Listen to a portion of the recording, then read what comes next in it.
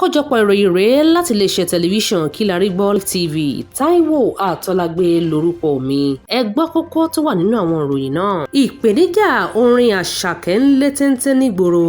ID Cabasa gbà mí nígbà ẹ̀rùn. Ó ṣẹ̀ṣẹ̀ hàn sí mi gbangba báyìí ni wípé ohun gbogbo tí mo kó lọ sí ìrìn àjò nìkan náà ló kù mí kù láyé. Ìròyìn ọ̀hún rèé lẹ́kùnrẹ́rẹ́.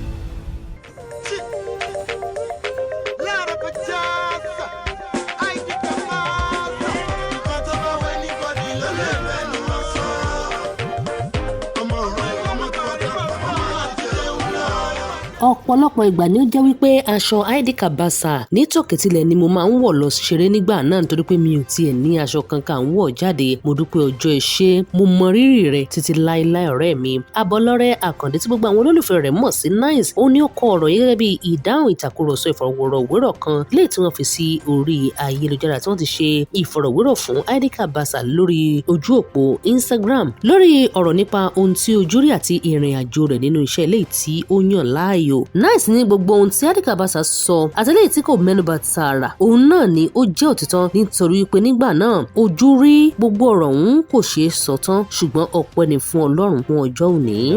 ID, can we do this song? One of the songs, Little Money Soon Expended, tó bá lówó jẹ́ káwọn pàdé ẹgbẹ̀gbẹ̀. Then I started seeing the pain behind the guy. And when we did Little Money, we didn't have money. So that money was that song was on point. So Gongwa song was after a Thursday service in church. I came home, brought out the keyboard. I was hearing the sound in my head, put it down, bring. I think that album is one of the first albums that grew on people, immediately dropped. Immediately. We released an album on a Monday, and we were at Unilag on the Wednesday after, and people were singing Photocopy. Even me that produced the song. You didn't know the lyrics up to I'm telling you. In fact, I said it in one of my songs that now God, they make the hits. Yeah. That I make the beats, but it's God makes the that hits. makes the hits. Yeah. And that is the truth. The day we were making that song, Sharon was in the house with us. She was the one that made food for us. That song was never about Tony Payne. I think Nice at some point could cry. Like, from where to where?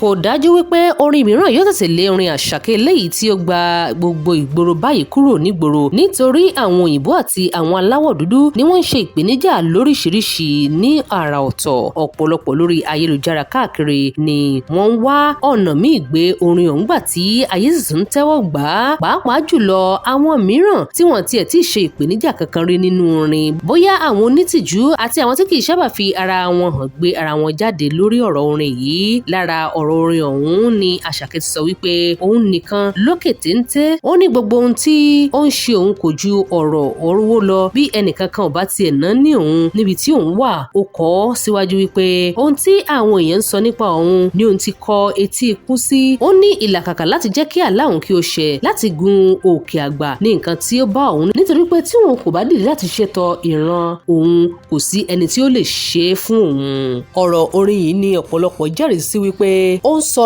ipò tí àwọn wà ní àsìkò yìí tí ó sì ń sọ̀rọ̀ gidi sí òun. Ọ̀pọ̀lọpọ̀ náà ni ọ̀rọ̀ orin yìí ni ó ń bà ní akínyẹmí ara tí oníkálukú sì gba orin náà lọ́tọ̀ọ̀tọ̀ bó ṣe kọjú sí wọn. Orin òun náà ni Àṣàkẹ́ kọ nínú gbọ̀ngàn ńlá O2 nílẹ̀ òkèèrè.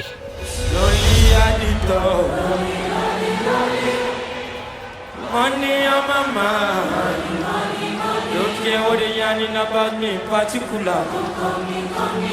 Out here on the road chasing my dream because I know. Ololola de ma gbọ́ mọ́ lọ. Bọ̀rọ̀kọ̀tọ̀ ìdí ìṣọ́mọ́ lọ. Ẹbí wọn sílẹ̀ jẹ́ kọ́ máa lọ. No dey find anybody na money I want. No dey hear wetin people dey talk. Wọ́n ti gé Àṣàkẹ́ létí lọ. This is life now one no get another one. I go take and do wetin I love. Wetin you love. Wetin I love I go do am.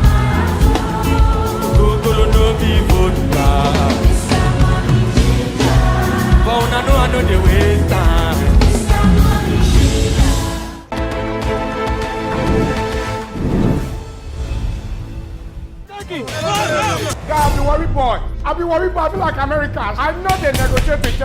Àwọn olólùfẹ́ AY gbàdúrà fún wọn ní kó dúpẹ́ ìwà láyé náà. Ó ṣẹ̀ṣẹ̀ hàn sí mi gbangba báyìí ni wípé ohun gbogbo tí mo kó lọ sí ìrìn àjò nìkan náà ló kù mí kù láyé. Adẹ́rìn-pòṣónú AY olókọ léyìí sí ojú òpó rẹ̀ lẹ́yìn ohun tí ó kọ ní ọ̀pọ̀lọpọ̀ ọmọ Nàìjíríà káàkiri àtàwọn olólùfẹ́ rẹ̀ káàkiri àgbáyé ti bẹ̀rẹ̀ sí ní sọ̀rọ̀ ìtùnú. Ọ̀pọ̀lọpọ̀ ní lágbára lọ́wọ́ Ọlọ́run wípé ilé ọba tó jóná ẹwà náà ni yóò tún kún, òun náà ni Ọlọ́run yóò fi ṣe fún un. Oríṣiríṣi àdúrà látọ̀dọ̀ àwọn alábàáṣiṣẹ́pọ̀ rẹ̀, ọ̀rẹ́ àti àwọn olólùfẹ́ rẹ̀ òun ni wọ́n fi ránṣẹ́ sí ìdílé rẹ̀ tí wọ́n sì fi mú un lọ́kàn lé wípé eléyìí tí Ọlọ́run yóò tún ṣe fún un lẹ́yìn àsìkò yìí yóò ju eléyìí tí wọ́n pàdánù lọ, kí wọ́n dúpẹ́ ẹ̀mí. Tẹ́ ò bá gbàgbé ẹnujọ́ mẹ́ta yìí ni ilé adẹ́rìn-pòṣónú AY jó kanlẹ̀ gúrúgúrú nígbà tí wọ́n àti ẹbí ẹ̀ tí wọ́n rin ìrìn àjò ọlùdé lọ. Ọ̀pọ̀lọpọ̀ ló sì ń bá wọn dúpẹ́ lọ́wọ́ Ọlọ́run nítorí pé kò sí ẹnikẹ́ni nínú ilé ọ̀hún ẹ̀mí kankan ṣòfò wípé ilé ọba tó jóná báyìí ẹwà náà ni Ọlọ́run yóò bá wọn fi bù sí.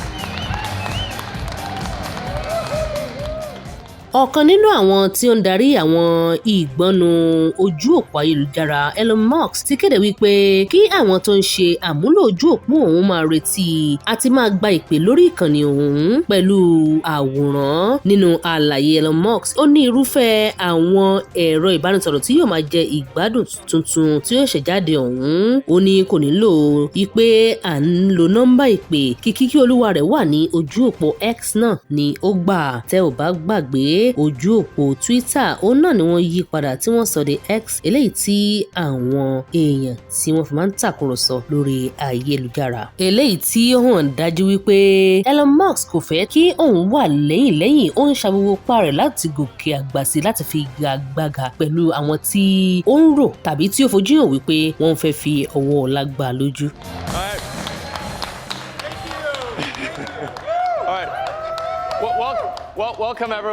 Welcome everyone to the Model 3 unveil.